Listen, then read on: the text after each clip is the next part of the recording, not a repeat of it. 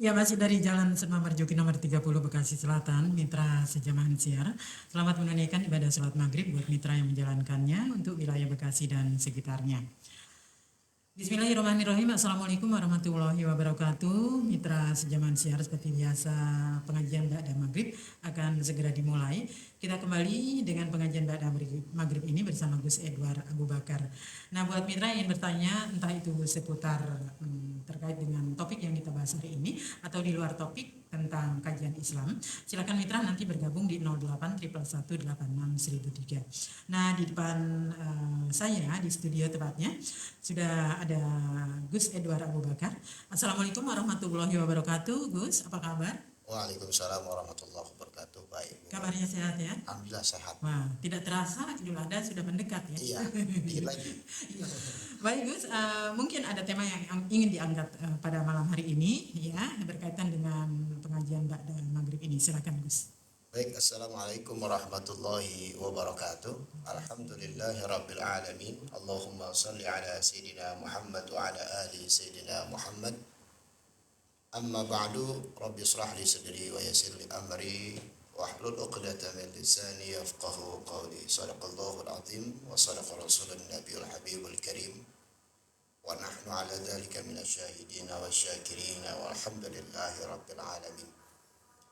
Mitra gengnya di mana saja Anda berada yang mendengarkan dan ngaji bareng, mudah-mudahan diberikan sehat walafiat, panjang umur, berkah selamat dunia akhirat, dan Allah mudah-mudahan ijabah segala doanya, harapannya, bahkan cita-citanya, dan juga mudah-mudahan zahir batinnya, dunia akhiratnya Allah berikan kebahagiaan dan keberkahan dari Allah Subhanahu wa ta'ala.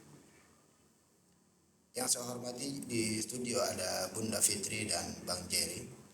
Mudah-mudahan beliau berdua dan keluarga besarnya diberikan sehat walafiat, panjang umur, berkah selamat dunia akhirat, segala doanya, cita-citanya, harapannya diijabah oleh Allah Subhanahu wa ta'ala, dan mudah-mudahan juga zahir batinnya, dunia akhiratnya diberikan kebahagiaan dan keberkahan oleh Allah Subhanahu wa ta'ala.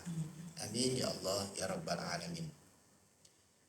Baik mitra gangga, kemarin judulnya hukum ibadah kurban. Sekarang keutamaan ibadah kurban atau keutamaan kurban. An Aisyah anna Rasulullah sallallahu alaihi wasallam qala ma amila adamiyyun min amalin yawman nahri ahabba ila Allah min ihraqid dami.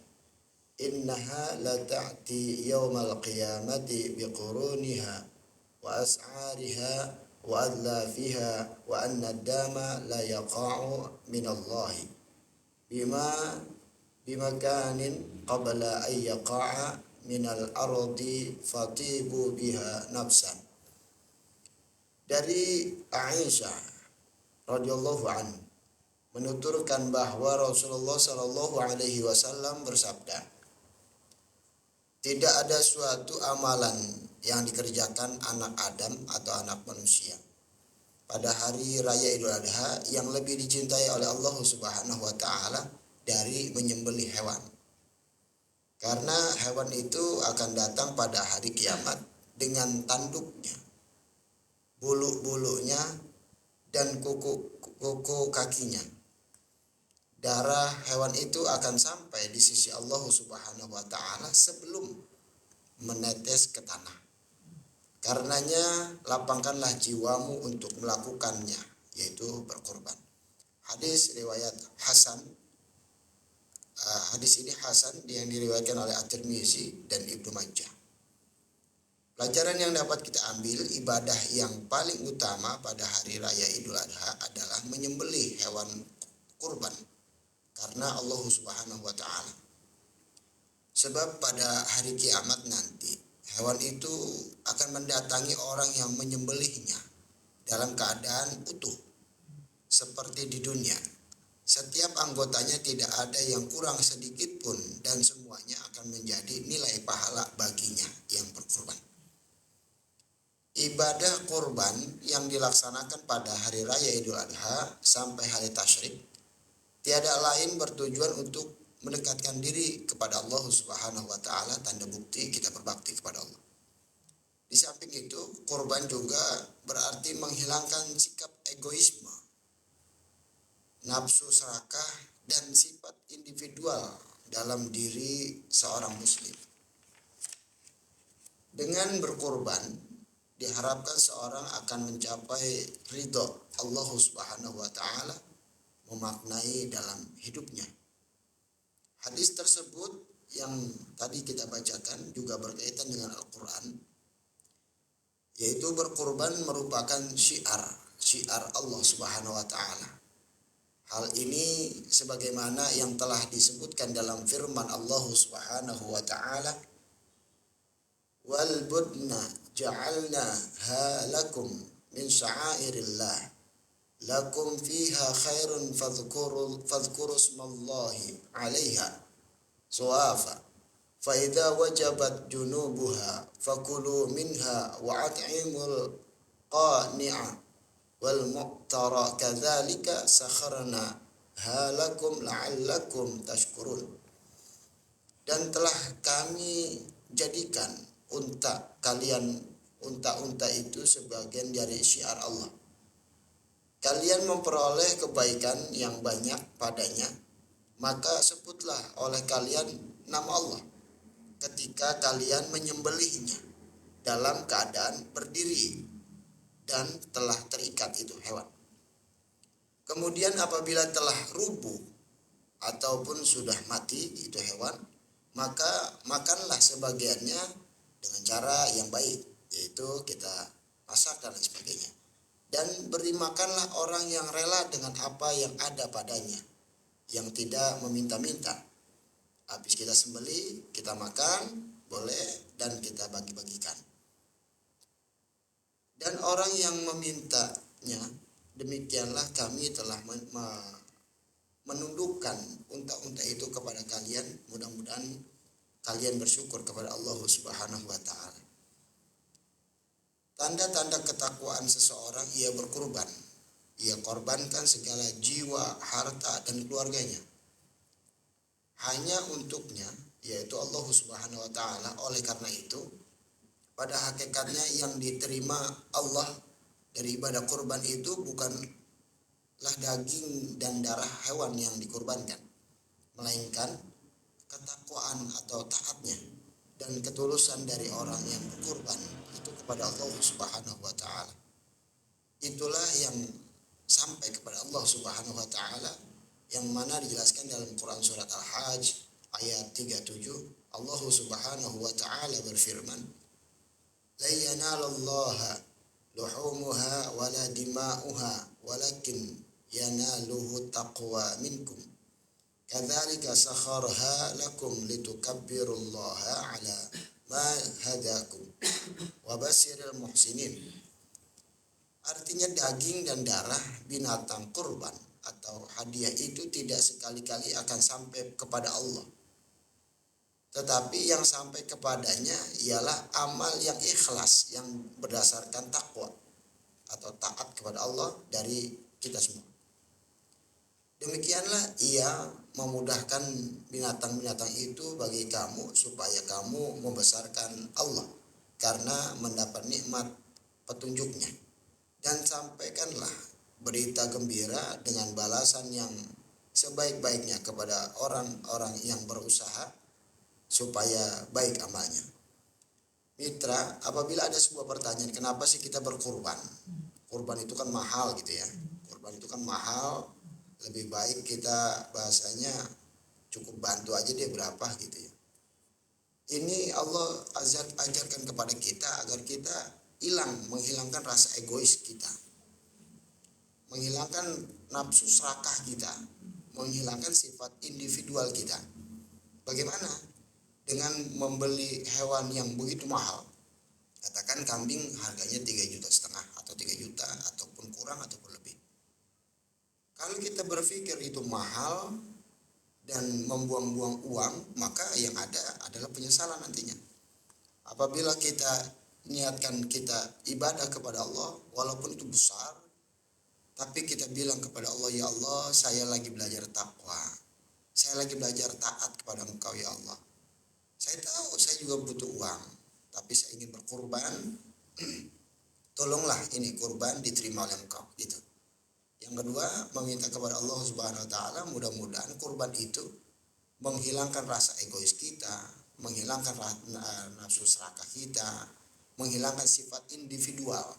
Sifat individual itu kan sifat egois, merasa hebat sendiri, merasa bisa sendiri, orang lain nggak ada artinya, nggak ada manfaatnya dan lain sebagainya. Maka berkorban ini banyak manfaatnya. Selain kita mendapatkan pertolongan dari Allah Subhanahu wa taala yang dibentuk hewan kurban nanti di yaumil akhir, dan di dunia juga Allah memberikan manfaat itu, salah satunya kita dihilangkan sedikit demi sedikit ataupun sekaligus, itu semua ketentuan dari Allah, sifat egois kita, sifat nafsu serakah kita, sifat individual kita, agar kita ngeh sama orang lain. Kalau kita pengen senang, ya bagi kesenangan dengan orang lain. Kalau kita pengen bermanfaat, maka bagilah manfaat itu kepada orang lain. Karena teringat khairun nas anfa'uhum linnas, sebaik-baiknya manusia adalah yang bermanfaat atau baik kepada manusia yang lainnya. Karena di dunia ini kan fastabiqul khairat, berlomba-lomba dalam kebaikan. Bagaimana berlomba dalam kebaikan? Silakan bermuamalah, beramal dalam seharian kita. Mungkin kita banyak sedekah, mungkin kita banyak baik dengan makhluk Allah, mungkin kita baik dengan Allah secara langsung, baik dengan sholat, baca Quran dan lain sebagainya. Tapi jelas dua faktor itu, dengan Allah, dengan Sang Khalik dan dengan makhluknya Allah, itu paling wajib. Yang paling terpenting dari itu semua, yang pertama tadi kepada Allah, jalankan yang baik, kepada makhluk Allah yang baik, dan kita sama-sama merubah diri kita yang dulu mungkin kurang baik, kita pelan-pelan perbaiki, karena fastabiqul khairat itu. Dan sebaik-baiknya manusia, ya tadi khairun nas anfa'uhum linnas. Wallahu a'lam bishawab. Demikian. Baik mitra sejawat siar, itu dia satu ulasan singkat dari Gus Edward Abu Bakar mengenai topik yang kita bahas malam hari ini, yaitu keutamaan kurban. Nah, tadi sudah dibahas bahwa kurban itu bisa menghilangkan egois. Yang pertama adalah bentuk takwa kita kepada Allah Subhanahu wa taala, kemudian menghilangkan rasa egois dan menghilangkan serakah atau tamak ya Gus ya. Betul. Lalu kita belajar untuk berbagi kesenangan bagi orang lain, karena pasti ada di antara kita atau di dunia inilah, atau tetangga kita yang dekat ataupun yang jauh bisa merasakan daging misalnya hanya setahun sekali atau setahun cuma 2 kali gitu. Nah, dari kurban ini mungkin bisa dinikmati semua kalangan, termasuk tetangga dan saudara-saudara kita. Nah baik Gus, kita tahu bahwa kurban menjadi saksi awal kebaikan umat muslim di hari kiamat atau saat di akhirat. Nah bagaimana Gus ketika apa saja yang kita termasuk keutamaan ibadah kurban, keutamaan ibadah kurban itu seperti apa Gus? Ya, keutamaan ibadah kurban tadi Nabi sudah katakan bahwa satu, ketika berkurban tanda bukti kita taat atau takwa kita kepada Allah Subhanahu wa taala. Yang kedua, menghilangkan rasa egois kita, nafsu serakah kita, sifat individual kita. Dan yang paling terpenting, kita mau gitu ya, mau perlu mau ngeh sama orang lain, mau berbagilah, bahasa Bunda Fitri tadi itu. Kita mau berbagi, walaupun yang kita bagi setahun sekali dia makan daging lah ya. Tapi kalau kalau kita nggak ngeh dengan berkorban gitu, mungkin kita nggak bisa berbagi makan daging gitu ya. Malah kalau perlu saya sarankan, ini mah saran saya, bukan dari sana aja. Kalau ada orang miskin ya, fakir miskin, kemungkinan dia kalau kita kasih daging nggak dimasak pun, mungkin dia bahasa simpelnya begini, itu daging kalau dikasih mentah nggak dimasak lalu nggak ada manfaatnya, nanti busuk lah gitu ya. Lebih baik begini menurut saya, kalau ada seperti itu bagi, kita matangin, kita masak, kita bagi. Bu, tadi ibu dapat nih 1 kilo dari masjid gitu ya, tapi izin saya matangin dulu ya gitu, pasti dia mau. Kalau kita bilang gitu ya, nah, ibu maunya apa, sukanya apa, saya kebetulan pengen bikin gulai, ya insya Allah mereka nggak adil, saya juga apa aja mau gitu kan ya. Apalagi diterima, makasih banyak udah dimasakin juga kan gitu. Jadi maksudnya apa, takutnya kita sangat perlu memperhatikan orang lain. Jadi bukan hanya udah gua kasih, jangan, tapi kita lirik, kita perhatikan dimasak nggak tuh. Takutnya dia nggak punya gas, Iya. nah gitu ya. Perlu modal ya untuk Takutnya masak. dia nggak punya cabai bawang, takutnya dia nggak punya minyak goreng dan Iya, sebagainya. bumbu dan sebagainya. Nah, kalau perlu juga, nah yang kedua nih Bun, mungkin dia alat ada nih kayak kompor, gas, penggorengan ada nih. Nah, mungkin saya ada menambahnya kedua, kasih dagingnya, ya bagi uangnya, gitu. Bagi uangnya nih, misalkan besarnya 100.000 dan lain sebagainya, ini buat beli apa namanya bumbunya, buat di minyak dan lain sebagainya. Takutnya gitu ya, saya nambah-nambahin hukum, bukan, ini ide saya sebagai manusia, peduli akan manusia yang lainnya. Jadi jangan hanya dikasih, mungkin dia kalau dikasih aja nggak masak gitu ya. Jadi kita tambahin lah, mungkin kalau dari masjid nggak dapat, kita ada nih rezeki gitu ya, mungkin kita berdua nih Bun gitu, Bun gocap dong Bun, ada nih buat apa nih, kita kasih dia, sama-sama gocap nih, gocap sama gocap, ini buat beli bumbunya gitu ya. Jangan dibilang ini buat apa yang lain yang takutnya kesinggung, bilang aja ini buat di bumbunya, silakan dimasak gitu ya. Gitu juga takutnya juga kita kasih daging, berasnya nggak ada dan lain sebagainya. Maka kita memperhatikan orang itu benar dan harus betul, begitu. Iya. Baik Mitra Sejaman Siar, ini baik sekali dan kesempatan buat Mitra yang ingin bertanya. Mungkin Mitra ada sedikit kurang paham ya mengenai kurban ini dan bagaimana seharusnya atau apa yang bisa kita lakukan pada kurban ini. Nah baik Mitra Sejaman Siar, topik ini keutamaan kurban. Lalu Gus seperti ini, setelah kita kurban ya, lalu kita kan dibagikan dagingnya ya. Yang pertama, apakah kita berikan ke orang-orang yang kurang beruntung atau fakir miskin dulu, ataukah tetangga yang terdekat dulu nih Gus, kalau misalnya kita kebetulan kurban? Baik, itu kan ada beberapa ya, siapa yang mendapatkan hak gitu ya, daripada hewan kurban tersebut. Itu ada fakir, miskin, mustahik, bukan mustahik, misalkan kayak guru dan lain sebagainya, kayak pengurus masjid dan lain sebagainya, kayak janda, yatim dan lain sebagainya. Jadi bukan didahulukan tetangga dulu Bun, tapi begini, kita masjid ini butuh kerjasama dengan satu, masjid itu punya data tuh, siapa aja yang sholat di sini atau siapa aja yang tinggal di daerah sini. Pertama, yang kedua mungkin kita bisa kerjasama dengan RW. Nah, yang kedua, yang ketiga mungkin kita bisa kerjasama dengan musola. Jadi mungkin di musola motongnya cuma 1 kambing nih, di masjid banyak. Kita panggil pengurus musola, ada data berapa di sana penduduknya semua. Sekian, udah kita bagi nih. Udah, misalkan alhamdulillah kuponnya sampai 1.000 gitu ya. Buat musola ini 100, buat musola ini 100, buat musola ini 100. Ntar kita titipin ke RW, ini ada 300 mungkin dan lain sebagainya. Ini cara-caranya. Jadi yang paling pertama itu adalah daftar-daftar yang paling berhak untuk menerima, salah satunya fakir, miskin, yatim, jompo, janda gitu ya. Janda juga terkhususnya janda tua dulu, bukan janda muda. Kalau janda muda kan itu maksudnya masih semangat, masih sehat dan lain sebagainya. Gitu ya. Ya baik Mitra Sejaman Siar, masih di gelaran pengajian Ba'da Maghrib bersama Gus Edward Abu Bakar. Tentunya hingga waktu yang ditentukan nanti oleh Gus ya, karena saya tahu bahwa Gus sibuk sekali beberapa hari ini. Sebetulnya tadi pas lagu 1 ya, lalu kita mulai, tapi nggak apa-apa, ini lebih dikit.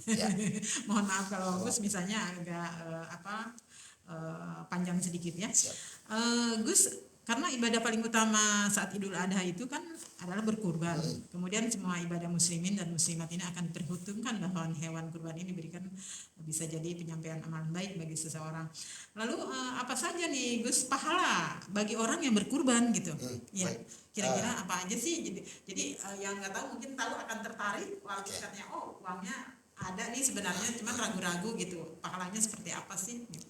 Pahalanya yang jelas di dunia dapat pertolongan, ya, di akhirat juga dapat pertolongan. Yang jelas begini Bun, kebaikan kurban itu ketika dia sudah bukan tidak mementingkan diri sendiri ya, mungkin bahasa sifat egois, sifat yang buruk itu sudah ditamparkan sendiri gitu ya, atau sudah dihilangkan sendiri. Allah memberikan rahmatnya, memberikan kasih sayang kepada mereka yang berkurban. Di dunia diangkat derajatnya, di akhirat diangkat derajatnya. Di dunia dikasih dikasih nama baik lah ya, nama baik, kebahagiaan dan lain sebagainya, di akhirat itu sama. Nah, berbedanya di akhirat nanti Allah temuin itu hewan kurban yang pernah dikurban ini sempurna bentuknya seperti di di dunia, bahkan lebih cantik gitu ya, lebih bagus ya, bentuknya di sana. Dan apabila kita nanti berkorban, makanya disarankan yang sehat, yang gemuk dan lain sebagainya, karena bukan hanya sebatas kita motong kambing atau motong sapi dibagikan, tapi memang jadi tunggangan nanti di sana. Semakin baik hewan kurbannya, maka semakin baik juga buat kita nanti. Cuman di sini saya sarankan, berkurban itu jangan jauh-jauh gitu ya. Kalau kita tinggal di RT 1, mungkin kita berkurban di situ, ataupun di lingkungan RW ada masjid, ada musola dan sebagainya, kita berkurban di sana. Jangan, bukannya saya nggak butuh, bukannya saya rese dan sebagainya. Kalau kita berkurban di tempat lain dan kita nggak tahu penyalurannya, kita was-was. Bukannya berarti memang ketika berkurban ya sudah lillahi ta'ala, memang betul. Maksudnya gini pun, lebih enaknya kita bergaul nih, saya sama Bunda Fitri bergaul bareng gitu ya. Lebih baik kalau saya berkurban, Bunda Fitri dapat dong. Enaknya begitu kan ya, maksudnya sama-sama menikmati. Jangan sampai begini, saya bergaul sama Bunda Fitri tapi daging kurban saya Bunda Fitri nggak ngerasain, karena kan kebetulan tinggalnya deket, tinggal sekitar. Bahasa simpelnya, kurban di mana Gus? Oh, masjid, oh no, negara depan gitu kan ya. Jadi kan nggak ada rasanya gitu ya, di Istiqlal. jadi bahasa bayar zakat tuh begini, bahasa orang perantau, bahasa orang sini tuh untuk perantau begini, kalian tuh makan di sini, cari uang di sini, buang hajat di sini, ya kan? Kenapa sih bayar zakat di kampung? Nah itu maksudnya peribahasa seperti itu. Kita hidupnya di sini, udah berkurban di sini. Biar orang yang sering bertemu sama kita itu sama-sama manfaatnya. Toh ternyata juga kalau kita berbareng-bareng, kita juga bakalan nikmatin bareng-bareng, begitu. Ya, berarti apa yang disampaikan tadi oleh Gus itu pernah dialami oleh lingkungan saya, bahwa sebaiknya ini ada kaitannya dengan tadi zakat fitrah ya. Betul. Kenapa sih jauh-jauh? Gitu. Ternyata benar ya. Betul. Jadi nggak usah lah kita mentang-mentang kita mau pulang ke Jawa gitu ya. Terus zakat fitrahnya di Jawa, sementara yang di sini memang sudah kita dapat kayak semacam undangan zakat fitrah ke musola terdekat gitu ya, Gus. Makanya kayak juga ini Bun ya, pada ibadah haji itu yang pada kurban tuh ya. Saya senang tuh dengan ada satu ustadz yang menyarankan gini, ibu kalau yang mau berkurban titip aja di sini, nggak harus sama saya. Maksudnya ibu percaya sama masjidnya, silakan titip sini, cuman butuh kwitansinya bahwa ibu berkurban gitu ya. Maksudnya nggak usah di Arab udah banyak kan, gitu. Jadi ada penekanan seperti wah kata saya cukup cakep nih gitu ya. Ya maksud Gus, kalau memang baik di sini kenapa harus jauh-jauh gitu kan? Di sini kan orang lebih kenal ya, udah tahu, udah familiar semua, udah akrab lah ya. Baik mitra Zaman Siar, baik Gus, sebelum mengakhiri perjumpaan kita di gelaran pengajian Ba'da Maghrib ini, tentu akan ada yang ingin disampaikan yang terkait, baik yang terkait dengan topik yang kita bahas hari ini ataupun di luar topik. Silakan Gus, apa yang ingin disampaikan? Baik, mitra Gangga, kita jadikan diri kita ini ketika kita berkorban, utamaannya itu salah satunya kan tadi menghilangkan rasa egois kita, nafsu serakah kita, dan sifat individual kita. Ya sama sih dengan egois itu. Jadi dengan berkorban itu kita ditepis dengan sifat-sifat itu tuh. Dengan berkorban bukan berarti kita hanya menyembelih leher hewan kurban, tapi kita juga menyembelih daripada sifat-sifat jelek kita, karakter jelek-jelek kita. Itu yang paling terpenting. Kenapa Nabi Ibrahim alaihissalam ditugaskan menyembelih anak yang tercinta? Karena pertama diuji oleh Allah Subhanahu wa taala, Nabi Ibrahim alaihissalam itu, lu sayangan sama gue gitu ya, apa sama anak lu? Wah, berat nih. Nabi Ibrahim orang yang takwa, taat kepada Tuhannya yaitu Allah Subhanahu wa taala, dan dia juga sangat sayang sama anaknya. Singkat cerita, luar biasanya sebagai orang tua yang berkomunikasi dengan anaknya, bilang, wah Ismail, ini saya juga dapat tugas buat menyembelih kamu gitu. Dari siapa? Ya dari Allah. Kalau memang itu tugas dari Allah, sembelih saya. Subhanallah. Jadi dua-duanya ini adalah makhluk Allah, nabinya Allah, rasulnya Allah, kekasihnya Allah yang memang takwa ya atau taat kepada Allah, walaupun taruhannya leher dia disembelih. Singkat cerita kan ketika disembelih ternyata digantikan oleh hewan gibas atau kambing domba gitu kan ya. Nah ini maksudnya mengajarkan apa? Satu, dites, bukan dites sih, maksudnya dilihat, lu tanya, lu taat nggak mau gua gitu. Yang kedua, ketika sudah taat nanti Allah akan senengin. Nah, ketika Nabi Ibrahim alaihissalam memiliki Nabi Ismail, kan lama tuh bun nggak punya anak. Nah, ketika itu lama nggak punya anak, singkat cerita udah punya anak suruh sembelih. Subhanallah, ini luar biasa perjuangan Nabi Ibrahim alaihissalam. Makanya kita ambil hikmahnya apa? Kita berkurban, pertama kita tanda bukti taat kepada Allah. Yang kedua, ya Allah kita sama-sama sadarilah kalau kita manusia biasa memiliki sifat yang kurang baik.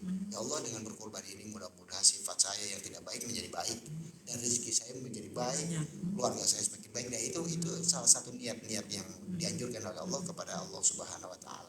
Mari kita berdoa kepada Allah, mudah-mudahan doa-doa kita diijabah oleh Allah Subhanahu wa taala, dan mudah-mudahan yang mengaminkan doa ini Allah angkat derajatnya, Allah gampangin rezekinya, Allah gampangin kedudukannya, dan mudah-mudahan Allah berikan kebahagiaan baik zahir ataupun batinnya, kebaikan kebahagiaan baik di dunia maupun di akhirat. Allah berikan predikat yang takwa, yaitu orang yang ditanggung atau dibahagiakan oleh Allah Subhanahu wa taala. Astaghfirullahaladzim, astaghfirullahaladzim, astaghfirullahaladzim. Alhamdulillahirabbil alamin. Allahumma shalli ala sayyidina Muhammad wa ala ali sayyidina Muhammad. Allahumma inna nas'aluka salamatan fid din wal afiyatan fil jasad wa ziyadatan fil ilmi wa barakatan fil rizqi wa taubatan qabla al maut wa rahmatan inda al maut wa maghfiratan ba'da al maut. Allahumma hawwin alaina fi sakaratil maut wan najata minan nar wal afwa indal hisab. Allahumma la tuzigh qulubana ba'da idh hadaytana wa hab lana min ladunka rahmah innaka antal wahhab. Rabbi ighfir lana wa liwalidayna warhamhuma kama rabbayana shighara. Rabbi zidna ilman warzuqna fahman. Rabbana hab lana min azwajina wa dhurriyyatina qurrata a'yun waj'alna lil muttaqina imama. Allahumma barik lana, Allahumma barik lana, Allahumma barik lana. Allahumma iftah lana hikmataka wa ansur alaina min husaini rahmatika ya arhamar rahimin. Allahumma rzuqna kamalal mutaba'ati lahu zahiran wa batinan ya arhamar rahimin. Rabbana atina fid dunya hasanah wa fil akhirati hasanatan wa qina adzaban nar. Wa sallallahu ala sayyidina Muhammadin wa ala alihi wa sahbihi wasallam. Walhamdulillahi rabbil alamin. Assalamualaikum warahmatullahi wabarakatuh.